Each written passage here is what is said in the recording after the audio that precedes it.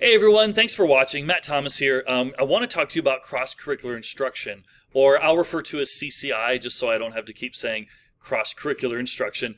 So this video is definitely a work in progress because there's so much to say about CCI, but it's not so much about CCI. Like that's kind of the easy part. It's easy to understand.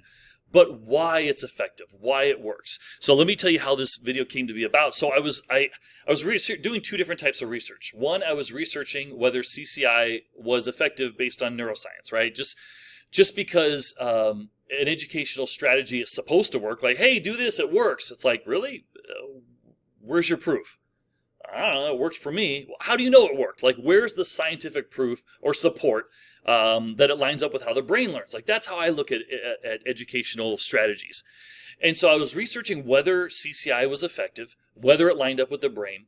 And then I'm also reading a book that the NRC put out, the National Research Council. They're a group of scientists and educators, and they were given a grant by Congress to essentially look at many scientific studies and many educational studies, and to line them up and to see which educational practices lined up with neuroscience, like were effective based on how the brain learns. And it's a book called How People Learn. So I'm reading that, I'm looking at CCI, and I start to realize they kind of line up. So not only is CCI supported by neuroscience, it's something I think we should go to quite a bit. So neuroscience, or CCI, is supported by neuroscience and cognitive psychology. And it's a way to kind of bridge the gap between theory and practice. So as opposed to theoretically this strategy works, like, no, here's the science. It works because it lines up with how the brain learns. And I've said this before, if you see my videos, sometimes what education wants our students to master doesn't always line up with how their brains developed it. CCI does do that. So I think that not only should we implement CCI within our classes, I think we should go to the majority of teaching should be CCI, cross-curricular instruction. So let me back off of CCI for a second. Let me talk to you about the research behind types of learners, and then I'll kind of bring CCI back in so you can see how they line up. So the National Research Council, as they were doing all their research and doing all these studies and everything, they started to notice a pattern of learners. And the way they define it is that there's two types of learners, two levels of learners. One is a novice learner, and one is an expert learner. And the way they define that is a novice learner is someone who essentially memorizes a multitude of facts without meaning. Not meaningless facts. That's two different things. I mean, essentially memorizes a bunch of facts that don't necessarily have meaning to that person.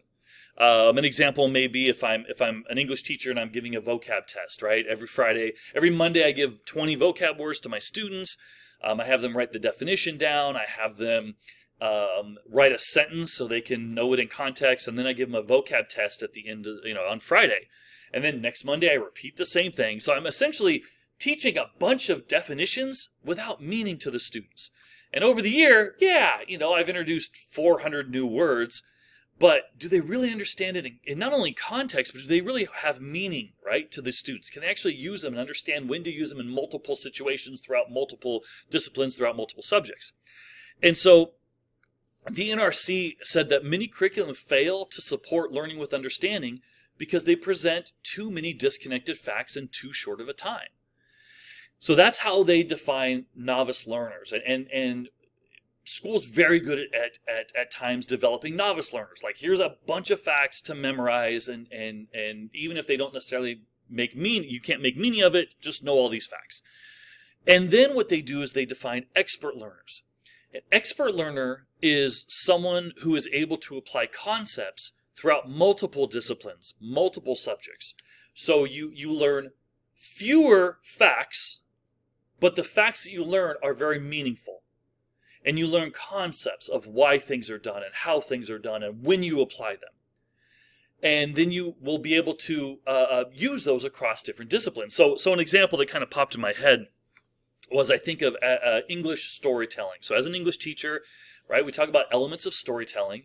We talk about, the conflict that's going on in the story, the character motivations, why people are doing this, why people are doing that, the big climactic change in events, the part that really turn the whole, turn the story, and then the resolution, how it was resolved, the aftermath, etc., etc. Well, if I take those same concepts of storytelling and I apply that to history, right? I may not be able to have memorized every single war and who was in what war and what year the war was.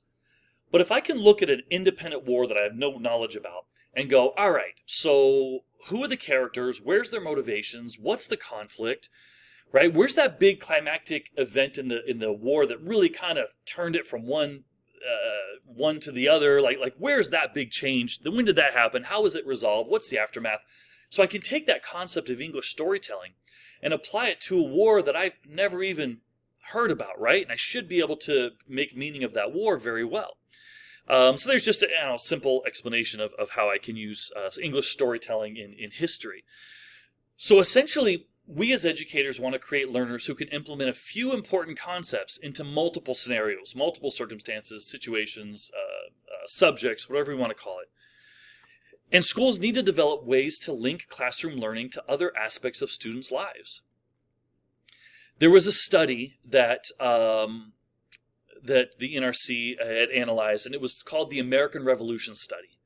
And what they did was they took two groups. Group A was filled with AP history students.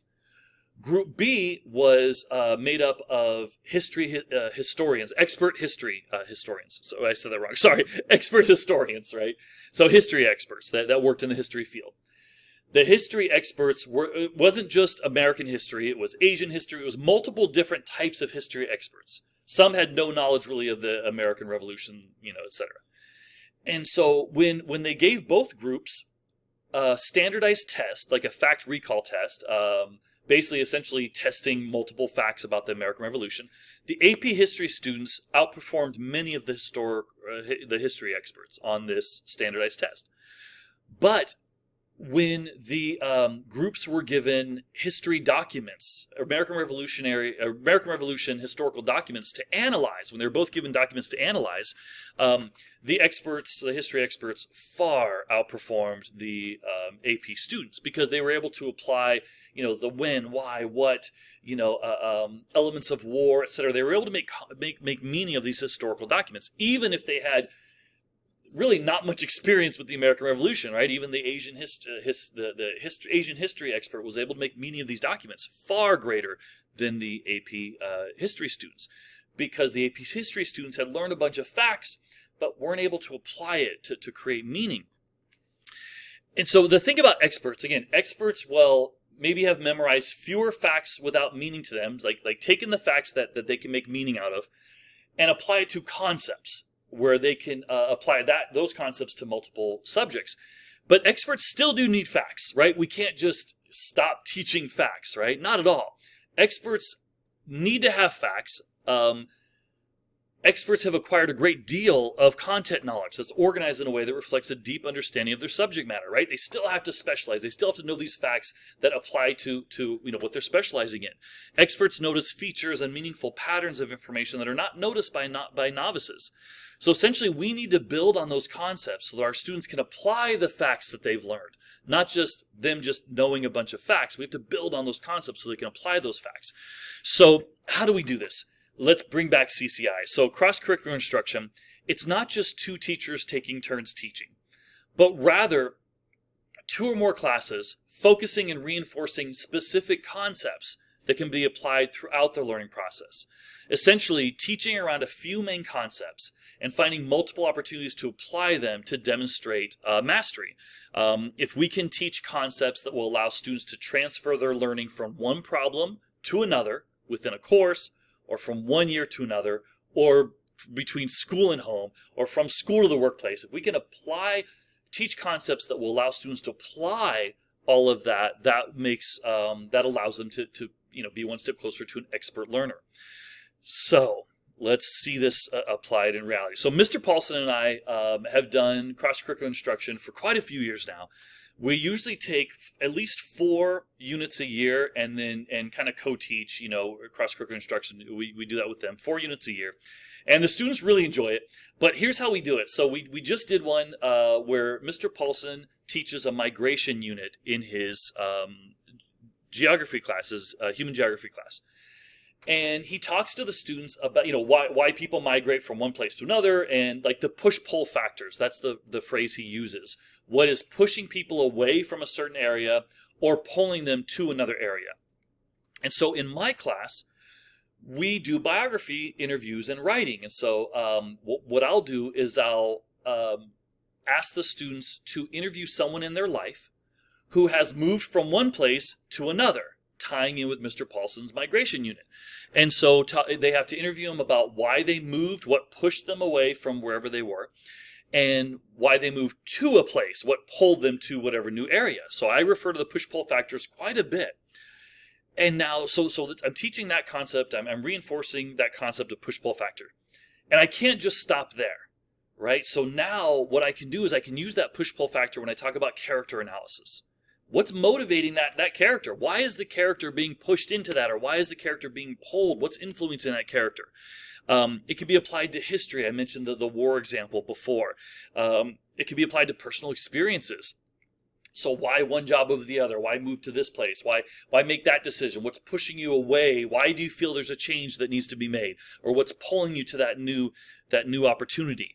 And so I can constantly keep reinforcing the push-pull factors all throughout the year.